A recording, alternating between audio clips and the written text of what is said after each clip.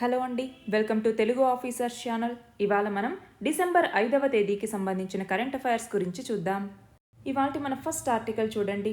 రీసెంట్గా NCRB national crime records bureau అన్నటువంటిది ఒక రిపోర్ట్ని ఇవ్వటం జరిగింది. దాని పేరు వచ్చేసి జాతీయ నేర గణాంకాలు 2022 అన్నటువంటిది. ఇందులో ముఖ్యమైన పాయింట్స్ ఏంటి అంటే, ఒకటి 2022లో మన దేశంలో చూడండి 28,000కు పైగా హత్య కేసులు అనేవి నమోదయ్యాయి. అంటే సగటున రోజుకు 78 హత్యలు అనేవి జరిగాయి. ఇవి 2021తో పోలిస్తే 2022లో 2.6% తగ్గుదల అనేది నమోదైంది, అంటే తగ్గింది. అయితే ఆ హత్యలకి సంబంధించి ప్రధాన కారణాల్లో మొదటిది వివాహం అన్నటువంటిది. ఆ తర్వాత వ్యక్తిగత ప్రతీకారం, శత్రుత్వం, ఎనిమిటీ అన్నటువంటిది, వ్యక్తిగత ప్రయోజనాల కోసం హత్య చేయటం, ఇలాంటివన్నీ ఉన్నాయి. అయితే సాధారణ నేరాలు కూడా 2022లో తగ్గాయి. కానీ మహిళలు, చిన్నపిల్లలు, అలాగే ఎస్సీలు, ఎస్టీలు, వయోవృద్ధులు, వీళ్ళ మీద హత్యలు అనేవి పెరిగాయి.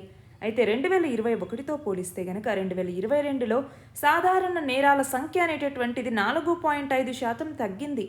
అదే సమయంలో మహిళల మీద 4% పెరిగితే చిన్నారుల మీద చూడండి 8.7% నేరాలు అనేవి పెరిగాయి. కిడ్నాప్లు 5.8% పెరిగాయి. వృద్ధుల మీద వేధింపులు 9.3% పెరిగాయి. ఎస్టీల మీద వేధింపులు 13.1%, ఎస్టీల మీద నేరాలు అనేవి 14.3% పెరిగాయి. అయితే ఆర్థిక నేరాలు చూడండి 11.1%, అవినీతి కేసులు 10.5%, సైబర్ నేరాలు 24.4% వృద్ధి అనేది కనబడింది. అలాగే మనుషుల యొక్క అక్రమ రవాణా అన్నటువంటిది 2.8% పెరిగింది. అందులో మిస్సింగ్ కేసులు అనేవి పెరిగాయి. ఆచూకీ తెలియనటువంటి చిన్నారుల కేసులు అనేవి పెరిగాయి. అలాగే ఆస్తి సంబంధ నేరాలు అనేవి కూడా పెరిగాయి. సో ఇక్కడ జాతీయ నేర గణాంక సంస్థ అన్నటువంటిది వేటిని పరిగణలోకి తీసుకుంటోంది. ఒకటి, వృద్ధులకి సంబంధించి, మహిళల మీద, చిన్నారుల మీద, ఎస్టీలు, ఎస్సీలు, అలాగే అవినీతి కేసులు, ఆర్థిక నేరాలు, సైబర్ నేరాలు, అక్రమ రవాణా కేసులు, అలాగే ఆస్తి సంబంధ నేరాలు, ఇవన్నీ కూడా ఎలా జరుగుతూ ఉన్నాయి అన్నట్టుగా ఈ యొక్క నివేదిక అనమాట. అయితే ఇక్కడ చూడండి, క్రైమ్ రేట్ అంటే ప్రతి 10 లక్షల మంది జనాభాకి ఎన్ని క్రైమ్స్ జరుగుతూ ఉన్నాయి అన్నటువంటిదే మనకి క్రైమ్ రేట్ అంటాం. ఈ క్రైమ్ రేట్ అన్నటువంటిది 2021లో 445.9గా యావరేజ్గా నమోదైతే అది 2022కి 422.2కి దిగొచ్చింది. సో చూడండి, ఇండియాస్ క్రైమ్ రికార్డ్ అన్నప్పుడు 2021కి 2022కి మధ్య కంపారిజన్, ఉమెన్కి సంబంధించి ఎకనామిక్ అఫెన్సెస్, సైబర్ క్రైమ్, అలాగే ఇక్కడ చూడండి సీనియర్ సిటిజన్స్కి సంబంధించి, ఎస్సీ మరియు ఎస్టీలకి సంబంధించి, చిల్డ్రన్కి సంబంధించి, ఫారినర్స్కి సంబంధించి, హ్యూమన్ ట్రాఫికింగ్, కిడ్నాపింగ్ మరియు అబ్డక్షన్, మర్డర్, అలాగే స్టేట్కి అగెనెస్ట్గా జరిగినటువంటి అఫెన్సెస్ కూడా.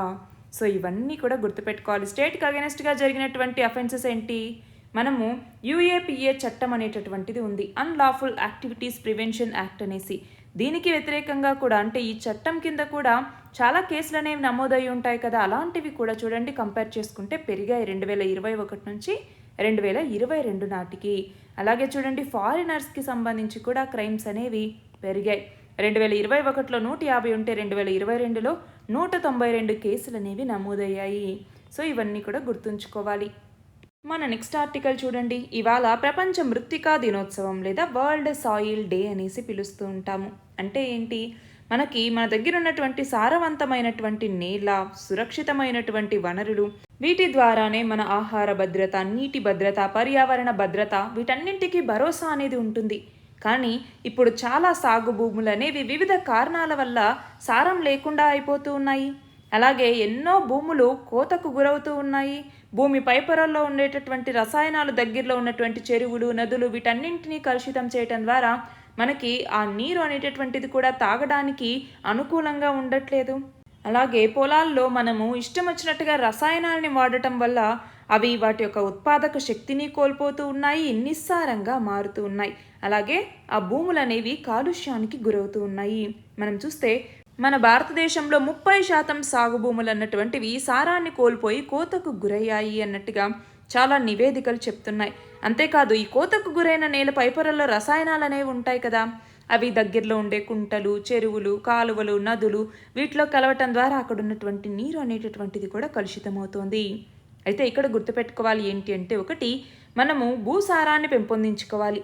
అలాగే సాగు నీటిని కూడా మనం సద్వినియోగం చేసుకోవాల్సిన అవసరం ఉంది. చౌడు భూముల్ని బాగు చేసుకోవడానికి మనం శాస్త్రీయ పద్ధతుల్ని ఉపయోగించవచ్చు. అయితే రైతులు కూడా చాలా వరకు వాటిని అనుసరించేలాగా ప్రభుత్వం అవేర్నెస్ క్రియేట్ చేయటం అన్నటువంటిది చాలా ఇంపార్టెంట్. దానికి సంబంధించే యునైటెడ్ నేషన్స్ అన్నటువంటిది సాయిల్ మరియు వాటర్ మధ్య ఒక ఇంటర్ డిపెండెన్స్ అనేటటువంటిది ఉంది. అంతేకాదు ఇప్పుడు మన ఫుడ్ సప్లైకి సంబంధించి 95%కి ఈ రిసోర్సెసే కాంట్రిబ్యూట్ చేస్తాయి. వాటి గురించి అవేర్నెస్ కల్పించడానికే డిసెంబర్ 5వ తేదీని వరల్డ్ సాయిల్ డేగా నిర్వహిస్తూ ఉన్నాము. అయితే ఈ సంవత్సరం థీమ్ ఏంటి? ఇతివృత్తం అంటాం తెలుగులో. ఈ సంవత్సరం థీమ్ ఏంటి అంటే soil and water. Soil and water A source of life అన్నటువంటిది ఈ సంవత్సరం యొక్క థీమ్. గుర్తుంచుకోవాలి. ఎప్పుడు జరుపుకుంటాం వరల్డ్ సాయిల్ డేని? డిసెంబర్ 5వ తేదీన. ఈ సంవత్సరం థీమ్ వచ్చేసరికి soil and water A source of life అన్నటువంటిది ఈ సంవత్సరం యొక్క థీమ్. మన నెక్స్ట్ ఆర్టికల్ చూడండి. భారత్కి యూరోపియన్ యూనియన్కి మధ్య వ్యూహాత్మక బంధం అన్నటువంటిది ఈ రీసెంట్ ఇయర్స్లో బలపడుతూ వస్తోంది అన్నట్టుగా ఇక్కడ చెప్తూ ఉన్నారు. అయితే ఈ నేపథ్యంలో మనకి ఏం తెలియాలి? మన ఇండియాకి అలాగే యూరోపియన్ యూనియన్కి మధ్య ఏ ఏ రంగాల్లో కోఆపరేషన్ అనేటటువంటిది ఉంది, ఇది మనకి తెలియాలి. అయితే ఇందులో భాగంగా మనం ఏమేమి చదువుకోవాలి? ఒకటి, ఎకనామిక్ కోఆపరేషన్ అనేటటువంటిది ఎలా ఉంది? ఎకనామిక్ కోఆపరేషన్ అంటే ఏంటి? ఫర్ ఎగ్జాంపుల్ ట్రేడ్కి సంబంధించి చూస్తే మన భారతదేశం అలాగే యూరోపియన్ యూనియన్ అన్నటువంటిది ట్రేడ్ని జరుపుతుంది. మనం చూస్తే ఇండియా అన్నటువంటిది యూరోపియన్ యూనియన్కి 10th లార్జెస్ట్ ట్రేడింగ్ పార్ట్నర్ కూడా. అలాగే ఇన్వెస్ట్మెంట్ అనేసరికి యూరోపియన్ యూనియన్ అన్నటువంటిది మన భారతదేశంలో చాలా ఇన్వెస్ట్ చేస్తోంది. మన ఫారిన్ ఇన్వెస్ట్మెంట్ స్టాక్లో యూరోపియన్ షేర్ అన్నటువంటిది సంవత్సరానికి పెరిగిపోతూ వస్తోంది.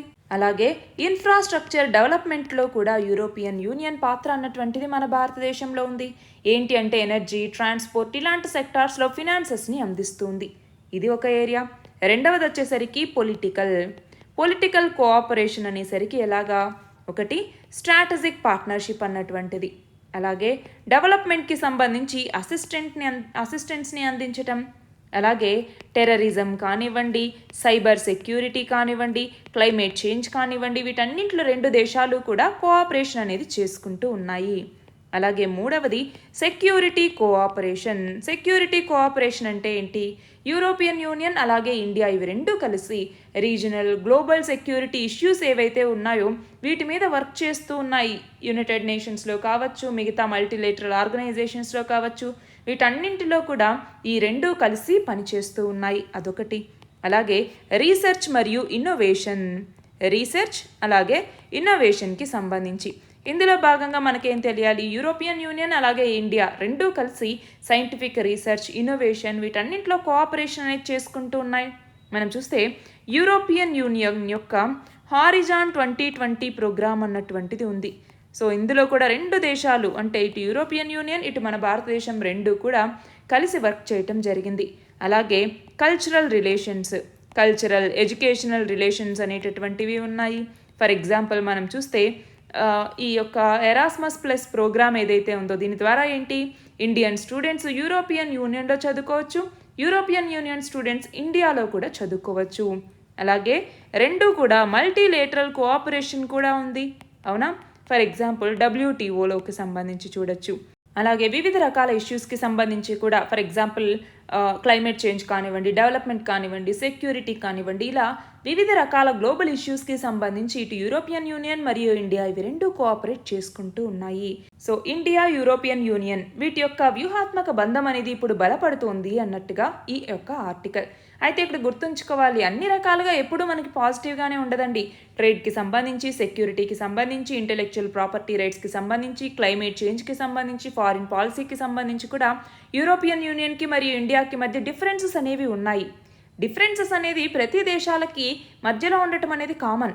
కానీ వాటికి పైగా మన రెండు దేశాలకి కానివ్వండి లేదంటే రెండు ప్రాంతాలకి మధ్య ఒక బంధం అనేటటువంటిది ఎలా నడుస్తోంది అన్నటువంటిదే మనకి ఇంపార్టెంట్. నెక్స్ట్ ఆర్టికల్ చూడండి. సరోగసి విధానం ఏదైతే ఉందో అంటే అద్దె గర్భం అని పిలుస్తూ ఉంటాం. ఈ సరోగసీ కానివ్వండి, ఐవీఎఫ్ కానివ్వండి, అండాన్ని వీర్యాన్ని దానం చేయటం కానివ్వండి, గర్భాశయ మార్పిడి లేదా అండాన్ని శీతలీకరణతో నిల్వ చేయటం, ఇలాంటి చాలా విధానాలు ఇప్పుడు అందుబాటులోకి వచ్చాయి. దానివల్ల సంతానోత్పత్తి అన్నటువంటిది ఇప్పుడు మరీ అంత కష్టతరమైనటువంటిది కాదు. కానీ ఇప్పుడు మనం చూస్తే పునరుత్పత్తికి సంబంధించినటువంటి అంశంలో మాత్రం మనం ఎలాంటి మార్పు చేయలేకపోతున్నాం. అంటే పిండాన్ని గర్భంలోనే వృద్ధి చెందించాల్సినటువంటి అవసరం అనేటటువంటిది ఉంది.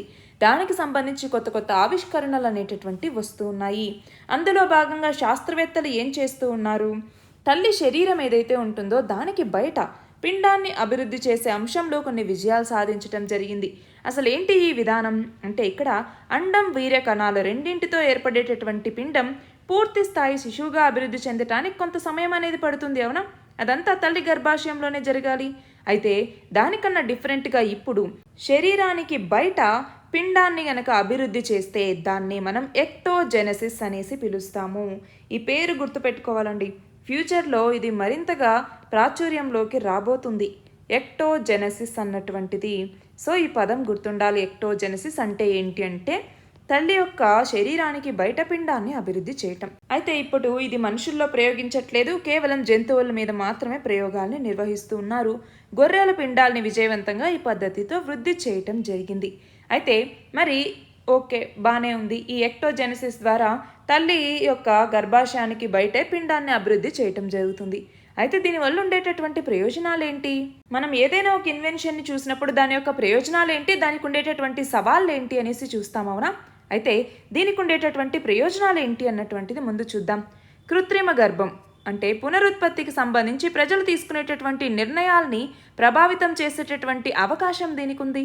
మహిళలు తమ యొక్క అండాల్ని నిల్వ చేసుకుని భవిష్యత్తులో మళ్ళీ మాతృత్వాన్ని పొందేందుకు వాటిని ఉపయోగించుకునే విధానం ఇప్పుడు అందుబాటులో ఉంది. అలాగే ఈ కృత్రిమ గర్భం కూడా అంటే సంతానోత్పత్తికి ఇది ఒక కొత్త సాధనం అవ్వబోతోంది. అలాగే రెండవ విషయం ఏంటి, ఒకేసారి ఎక్కువ పిండాలను అభివృద్ధి చేసుకోవటానికి ఇది వీలు కల్పిస్తుంది. దానివల్ల ఒకేసారి వాళ్ళు అనుకున్న సంఖ్యలో సంతానాన్ని పొందటానికి కూడా ఆ కపుల్కి వీలనేది ఉంటుంది. అలాగే ఒంటరి పురుషులు, స్వలింగ సంపర్క జంటలు, అనారోగ్య కారణాల వల్ల గర్భాన్ని ధరించలేనటువంటి మహిళలు, వీళ్ళందరికీ కూడా ఈ కృత్రిమ గర్భం అన్నటువంటిది ఉపయోగపడుతుంది. అలాగే గర్భిణిగా ఉన్నప్పుడు ప్రసవ సమయంలో ఎదురయ్యే అవకాశం ఉన్న కొన్ని ఇబ్బందుల నుంచి మహిళలు విముక్తి పొందటానికి కూడా ఈ కృత్రిమ గర్భం అన్నటువంటిది ఉపయోగపడుతుంది. కానీ ఇక్కడ గుర్తుపెట్టుకోవాలండి, ఎప్పుడైనా మన ఇన్వెన్షన్ అన్నటువంటిది నేచర్కి వ్యతిరేకంగా ఉండకూడదు. ఇక్కడ ఎథికలా అన్నటువంటి ఒక ప్రశ్న అన్నటువంటిది మనకు ఎదురవుతుంది. అదే ఇక్కడ ఉన్నటువంటి మేజర్ క్వశ్చన్ కూడా. మరి ఇలా కృత్రిమ గర్భాన్ని తీసుకురావటం అన్నటువంటిది ఎథికలా, ఇది మనం ఆలోచించాలి. నెక్స్ట్ చూడండి, ఇండోనేషియాలో అగ్ని పర్వతం అనేది బద్దలైంది. దాని పేరే మౌంట్ మెరాపీ అన్నటువంటిది. చూడండి, ఇండోనేషియాలో ఎక్కడ ఉంది, ఇక్కడ ఉంది మౌంట్ మెరాపీ. ఇందులో 11 మంది పర్వతారోహకులు మరణించటం జరిగింది. ఇంకో 12 మంది యొక్క ఆచూకీ అనేటటువంటిది గల్లంతైంది. మనం చూస్తే ఈ అగ్నిపర్వతం విస్ఫోటనం చెందేటప్పుడు అక్కడ మొత్తం 75 మంది పర్వతారోహకులు ఉంటే అందులో మొత్తం 49 మందిని కాపాడారు, 11 మంది మరణించారు, ఇంకొక 12 మంది ఆచూకీ అనేటటువంటిది మనకి తెలియదు. సో ఎప్పుడైనా ఒక అగ్నిపర్వతం బద్దలవుతోంది అన్నప్పుడు దానికి సంబంధించి ఇన్ఫర్మేషన్ అనేటటువంటిది ఉండేలాగా టెక్నాలజీ అనేది అభివృద్ధి చెందాలి. అలాగే అగ్నిపర్వతం అన్నాము, వాల్కనిక్ ఎరప్షన్. వాల్కనిక్ ఎరప్షన్ అనేటటువంటిది అసలు ఎందుకు సంభవిస్తుంది, వాల్కనో అంటే ఏంటి, దీని యొక్క క్లాసిఫికేషన్ ఏంటి, అంటే ఎన్ని రకాలు ఉన్నాయి, వాల్కనో యొక్క ఎఫెక్ట్స్ ఏంటి, మన భారతదేశంలో ఎన్ని యాక్టివ్ వాల్కనోస్ ఉన్నాయి, ఇవన్నీ కూడా మనము నోట్స్ చేసి పెట్టుకోవాలి. మన నెక్స్ట్ ఆర్టికల్ చూడండి, నౌకాదళ దినోత్సవం సందర్భంగా మనం ప్రతి సంవత్సరం డిసెంబర్ 4వ తేదీని ఇండియన్ నేవీ డే లేదా భారత నౌకాదళ దినోత్సవంగా జరుపుకుంటాం. అవునా, అయితే ఈ నౌకాదళ దినోత్సవం సందర్భంగానే మన ప్రధాని నరేంద్ర మోదీ భారత నౌకాదళానికి శుభాకాంక్షలు తెలపటం, అంతేకాదు నేవీ సందర్భంగా సింధుదుర్గ్ అన్నటువంటిది ఎక్కడ ఉంది, మహారాష్ట్రలో ఉంది. అక్కడ ఛత్రపతి శివాజీ విగ్రహాన్ని ఆవిష్కరించడం జరిగింది. ఛత్రపతి శివాజీని మనము ఫాదర్ ఆఫ్ ఇండియన్ నేవీ అంటే నౌకాదళ పితామహుడు అని కూడా పిలుస్తాము. మన నెక్స్ట్ ఆర్టికల్ చూడండి, ఇజ్రాయెల్ హమాస్ యుద్ధానికి సంబంధించి ఇజ్రాయెల్ అన్నటువంటిది యుద్ధాన్ని విస్తరించింది, పాలస్తీనా ప్రజలు సురక్షిత ప్రాంతాల కోసం పరుగులు తీస్తూ ఉన్నారు అన్నట్టుగా ఈ ఆర్టికల్. అయితే ఇక్కడ గమనించాలి, ఇజ్రాయెల్ అన్నటువంటిది ఆ 6 రోజుల సీజ్ ఫైర్ అయిపోయిన తర్వాత, ట్రూస్ పీరియడ్ ఏదైతే ఉన్నిందో అది అయిపోయిన తర్వాత గాజా మీద మళ్ళీ భూతల అలాగే వైమానిక దాడులు అనేవి నిర్వహించడం మొదలుపెట్టింది. మొదటి రోజే దాదాపు 100 మంది మృతి చెందారు. అలా యుద్ధాన్ని విస్తరించుకుంటూ వెళ్తోంది ఇజ్రాయెల్ అన్నటువంటిది. చూడండి, గాజాలో ఖాన్ యూనిస్ అన్నటువంటి ప్లేస్ దగ్గర భవనాలు అనేవి ఎలా కూలిపోయాయి అన్నట్టుగా మనం ఈ పిక్చర్లో చూడొచ్చు. నెక్స్ట్ ఆర్టికల్ చూడండి, తపాలా బిల్లుకి పోస్టల్ సర్వీసెస్ బిల్లుకి రాజ్యసభ అన్నటువంటిది ఆమోదం తెలిపింది. చూడండి, ఇంతకుముందు 125 ఏళ్ళు అంటే 1898లో తీసుకొచ్చినటువంటి ఇండియన్ పోస్ట్ ఆఫీస్ యాక్ట్ ఏదైతే ఉందో, ఇండియన్ పోస్ట్ ఆఫీస్ చట్టం ఏదైతే ఉందో దాన్ని రద్దు చేసి దాని స్థానంలో ఈ పోస్టల్ సర్వీసెస్ బిల్లుని ప్రవేశపెట్టడం జరిగింది. దానికి రాజ్యసభ ఆమోదం తెలిపింది ఇప్పుడు. అయితే ఇక్కడ ఏంటి, ఈ యొక్క శాంతి భద్రతలు కానివ్వండి, విదేశాలతో మనకున్నటువంటి స్నేహ సంబంధాల పరిరక్షణ, వీటితో పాటు మన భారతదేశంలో అమల్లో ఉండే చట్టాల నిబంధనలను ఎవరైనా ఉల్లంఘిస్తే దానిని అడ్డుకునేటటువంటి అధికారాన్ని కూడా ఈ యొక్క పోస్టల్ సర్వీసెస్ బిల్ అన్నటువంటిది ప్రభుత్వానికి కల్పిస్తుంది. ఈ పోస్ట్ ఆఫీస్ బిల్ 2023 ఏదైతే ఉందో దీని యొక్క నిబంధనల్ని కేంద్ర కమ్యూనికేషన్ల శాఖ మంత్రి రాజ్యసభలో వివరించడం జరిగింది. తపాలా కార్యాలయాల ద్వారా అందించే సేవలకి సంబంధించి నియమ నిబంధనలు అంటే రూల్స్ అనేవి ఎలా ఉండాలి అన్నట్టుగా ఖరారు చేసుకోవటానికి, ఆ సేవల యొక్క రుసుములను నిర్ణయించడానికి కూడా పోస్టల్ సర్వీసెస్ డైరెక్టర్ జనరల్కి ఈ బిల్ అనేటటువంటిది అధికారాన్ని కల్పిస్తుంది. అయితే దీనిని నిన్నటి రోజునే వర్షాకాల సమావేశాల నేపథ్యంలో రాజ్యసభలో ప్రవేశపెట్టడం జరిగింది. రాజ్యసభ దీనిని ఆమోదించింది కూడా. మన నెక్స్ట్ ఆర్టికల్ చూడండి, మన ఆర్థిక వ్యవస్థ అన్నటువంటిది 2047 సంవత్సరానికల్లా అభివృద్ధి చెందిన దేశంగా అవతరించాలి అని లక్ష్యంగా పెట్టుకున్నాం. అంతేకాదు IMF అన్నటువంటిది ఏమని అంచనా వేసింది, 2027-28 సంవత్సరానికల్లా ఏదైతే మన ఆర్థిక వ్యవస్థ 5 లక్షల కోట్ల డాలర్లకు చేరుకోవచ్చు అనేసి అంచనా వేసిందో, ఆ అంచనాల కన్నా ముందే మనం 5 లక్షల కోట్ల డాలర్లకి మన ఆర్థిక వ్యవస్థ అనేటటువంటిది చేరుకుంటుంది అన్నట్టుగా మన కేంద్ర ఆర్థిక శాఖ సహాయ మంత్రి చెప్తూ ఉన్నారు. అయితే ఇక్కడ గమనించాలి, ఇప్పుడు మన భారతదేశం 5వ అతిపెద్ద ఆర్థిక వ్యవస్థగా ఉంది. అయితే 2027-28 సంవత్సరం నాటికి మన భారతదేశం అతిపెద్ద 3వ ఆర్థిక వ్యవస్థగా అవతరిస్తుంది అన్నట్టుగా IMF అంచనా వేసింది. అయితే ఆ సమయానికి మన ఆర్థిక వ్యవస్థ 5 లక్షల కోట్ల డాలర్లకు చేరుకోవచ్చు అన్నట్టుగా ఇక్కడ మన ఆర్థిక శాఖ అన్నటువంటిది అంచనా వేస్తోంది. మనం చూస్తే 2022-23 లాస్ట్ కల్లా భారత GDP విలువ 3.7 లక్షల కోట్ల డాలర్లుగా ఉంది. అది 5 లక్షల కోట్ల డాలర్లకు వెళ్ళటానికి ఎక్కువ సమయం పట్టదు అన్నట్టుగా ఇక్కడ అంచనా వేస్తూ ఉన్నారు. మన నెక్స్ట్ ఆర్టికల్ చూడండి, కేంద్ర ప్రభుత్వం ఆంధ్రప్రదేశ్ రాజధాని అమరావతి అన్నట్టుగా ఇంకొకసారి స్పష్టం చేయటం జరిగింది. అంతేకాదు అమరావతికి సంబంధించిన మాస్టర్ ప్లాన్కి కూడా కేంద్ర పట్టణాభివృద్ధి శాఖ అన్నటువంటిది ఆమోదముద్ర వేసింది. మనం చూస్తే మన భారత రాజ్యాంగంలో ఉన్నటువంటి షెడ్యూల్ 12 ప్రకారం కనుక మనం చూస్తే పట్టణ ప్రణాళిక అన్నటువంటిది పట్టణ స్థానిక సంస్థలు అంటే అర్బన్ లోకల్ బాడీస్, ఈ పట్టణ స్థానిక సంస్థలు అలాగే పట్టణాభివృద్ధి ప్రాధికార సంస్థలు వీటి యొక్క విధి. అయితే పట్టణ స్థానిక సంస్థలు రాష్ట్రాలు వివిధ పథకాల ద్వారా తీసుకొచ్చేటటువంటి పనులకి కేంద్ర పట్టణాభివృద్ధి శాఖ అన్నటువంటి సహాయ సహకారాలు అందిస్తుంది. ఫర్ ఎగ్జాంపుల్ టెక్నాలజీకి సంబంధించి కావచ్చు, అలాగే మానిటరీ ఏవైనా బెనిఫిట్స్ కావాలనుకుంటే వాటికి కానీ చేయూతననేది ఇస్తుంది. అయితే ఇప్పుడు మన భారతదేశంలో 28 రాష్ట్రాలకు గాను 26 రాష్ట్రాల రాజధానులకి మాస్టర్ ప్లాన్లు అనేవి ఆమోదించినవి ఉన్నాయి. అలా ఆమోదం పొందినటువంటి వాటిలో ఏపీ రాజధాని అయినటువంటి అమరావతి, తెలంగాణ రాజధాని అయినటువంటి హైదరాబాద్ కూడా ఉన్నాయి. కానీ ఏ రాష్ట్రాల రాజధానులకి ఆమోదించినటువంటి మాస్టర్ ప్లాన్లు లేవు అంటే త్రిపుర, అలాగే నాగాలాండ్లోని కోహిమా, అలాగే త్రిపురకి సంబంధించినటువంటి అగర్తలాకి మాత్రమే ఇలా ఆమోదించినటువంటి మాస్టర్ ప్లాన్లు అనేటటువంటివి లేవు. ఇది గుర్తుంచుకోవాలి. మన నెక్స్ట్ ఆర్టికల్ చూడండి, మిచాంగ్ అన్నటువంటి తుఫానుకి సంబంధించి రీసెంట్గా మన బంగాళాఖాతంలో తీవ్ర వాయుగుండం అనేటటువంటిది ఏర్పడేది తుఫానుగా మారింది. అది ఇప్పుడు ఆంధ్రప్రదేశ్లో ఉన్నటువంటి మచిలీపట్నం మరియు నెల్లూరు జిల్లాల మధ్య తీరం అనేది దాటబోతోంది. మరి ఆ నేపథ్యంలో ఈ తుఫాను ప్రభావం అన్నటువంటిది ఇటు తమిళనాడు ఇటు ఆంధ్రప్రదేశ్ల మీద కూడా ఉంది. అయితే ఈ తుఫానుకి పేరు పెట్టింది ఎవరు? మయన్మార్ అన్నటువంటిది. ఈ పేరుకి అర్థం ఏంటి? బలం అన్నటువంటిది లేదా పుంజుకునే శక్తి అన్నటువంటిది. అయితే అసలు తుఫాన్లకు పేర్లు ఎందుకు పెడతారు అంటే హెచ్చరికలకి అవి బాగా ఉపయోగపడతాయి అన్నట్టుగా.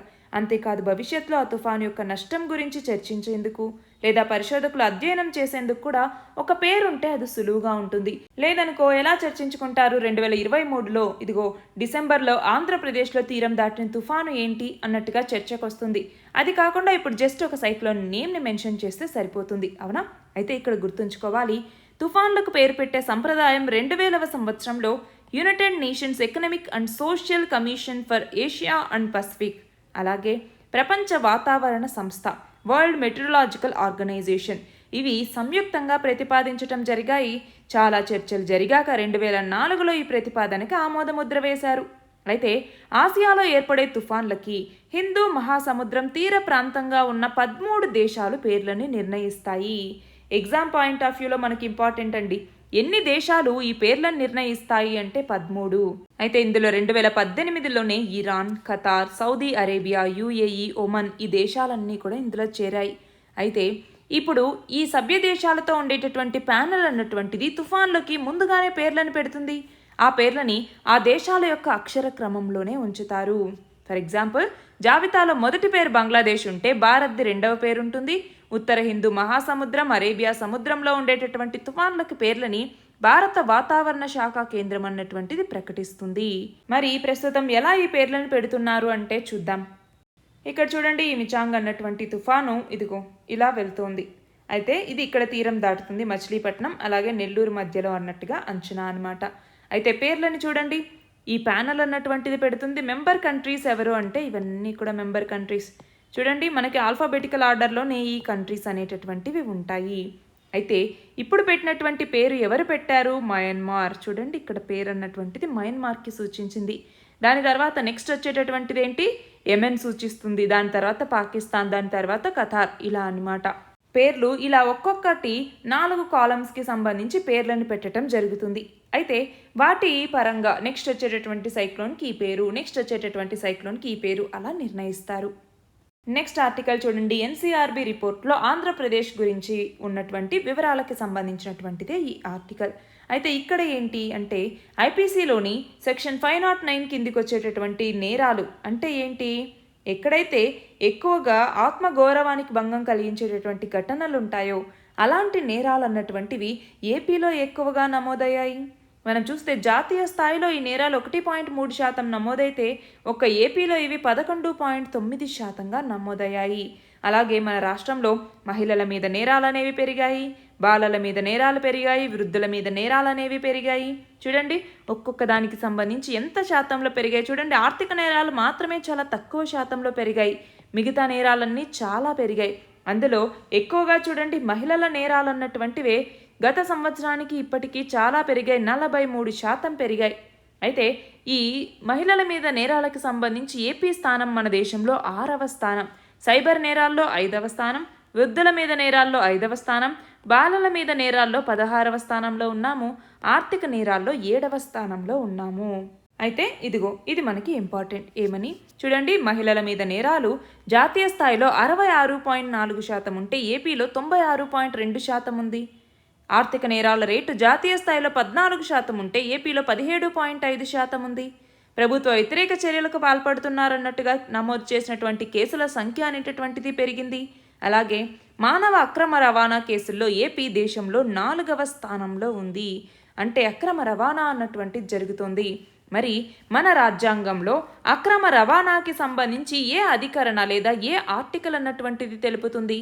దీని ఆన్సర్ కమెంట్ సెక్షన్లో ఇవ్వండి. నెక్స్ట్ చూడండి, మినిస్ట్రీ ఆఫ్ జల్ శక్తి రీసెంట్గా జల్ ఇతిహాస్ ఉత్సవ్ అన్నటువంటి దాన్ని ఢిల్లీలో నిర్వహించడం జరిగింది. దీని యొక్క ఎయిమ్ ఏంటి అంటే వాటర్ హెరిటేజ్ సైట్స్ని కన్జర్వ్ చేయటం, అలాగే పీపుల్లో ఈ ఓనర్షిప్ అంటే మనది అనుకునేటటువంటి ఆ యొక్క సెన్స్ని పెంపొందించటం, అలాగే టూరిజంని ప్రమోట్ చేయటం. మనం చూస్తే ఇప్పుడు ఈ ఈవెంట్ అన్నటువంటిది 75 న్యాచురల్ వాటర్ హెరిటేజ్ స్ట్రక్చర్స్ దగ్గర జరిగింది. అంతేకాదు రీసెంట్గా Jal Shakti Abhiyan catch the rain 2023 campaign అన్నటువంటిది కూడా పూర్తయింది. దాని నేపథ్యంలో కూడా ఈ యొక్క ఉత్సవాన్ని నిర్వహించారు. నెక్స్ట్ చూడండి, కాంచన్ దేవి. ఈమెని Indian council of forestry research ఎడ్యుకేషన్కి డైరెక్టర్ జనరల్గా నియమించడం జరిగింది. అలా ఈ పోస్ట్లో నియమితులైనటువంటి మొదటి మహిళగా ఈమె చరిత్ర సృష్టించారు. పేరు గుర్తుంచుకోవాలి, కాంచన్ దేవి. అయితే ఈ యొక్క Indian council of forestry research education అన్నటువంటిది 1986లో ఎస్టాబ్లిష్ చేయటం జరిగింది. దేని కింద? Central ministry of environment and forest కింద దీన్ని ఏర్పాటు చేశారు. నెక్స్ట్ చూడండి, 2023 US India strategic partnership forum global leadership పురస్కారాన్ని గెలుచుకున్నటువంటి ప్రముఖ మహిళా వ్యాపారవేత్త ఎవరు అంటే నీతా అంబానీ. ఈమె దాతృత్వం మరియు కార్పొరేట్ సామాజిక బాధ్యత లేదా సిఎస్ఆర్ అంటాం. ఈ సిఎస్ఆర్ల కోసం ఈమె చేస్తున్నటువంటి కృషికి గుర్తింపుగా ఈ పురస్కారం అనేది లభించింది. నెక్స్ట్ చూడండి, భారత్కి చెందినటువంటి 1440 పురాతన వస్తువుల్ని తిరిగి భారత్కి అప్పగించనున్నట్టుగా రీసెంట్గా ఏ దేశం ప్రకటించింది అంటే అమెరికా. మనం చూస్తే ఇప్పటి వరకు ఎప్పుడూ లేని భారీ సంఖ్యలో ఇలాంటి అప్పగింత అనేటటువంటిది ఇప్పుడు జరగబోతోంది. అయితే దీనికి సంబంధించి 1970లో యునెస్కో ఒక తీర్మానాన్ని చేసింది. ఏమని? సాంస్కృతిక సంపద చోరీ అలాగే లూటీల్ని నివారించాలి, విదేశీయులు కొల్లగొట్టినటువంటి పురాతన వస్తువుల్ని ఆ దేశాలకి తిరిగి అప్పగించాలి అన్నట్టుగా తీర్మానం చేయటం జరిగింది. దాన్ని బేస్ చేసుకునే భారతదేశం వివిధ దేశాల నుంచి విలువైనటువంటి వస్తువుల్ని వెనక్కి తీసుకొస్తుంది. అలా ఇప్పటిదాకా దాదాపు 350 పురాతన వస్తువుల్ని మన దేశానికి తీసుకురావటం జరిగింది. అందులో 190 వస్తువుల్ని అమెరికాని మన భారతదేశానికి ఇచ్చింది.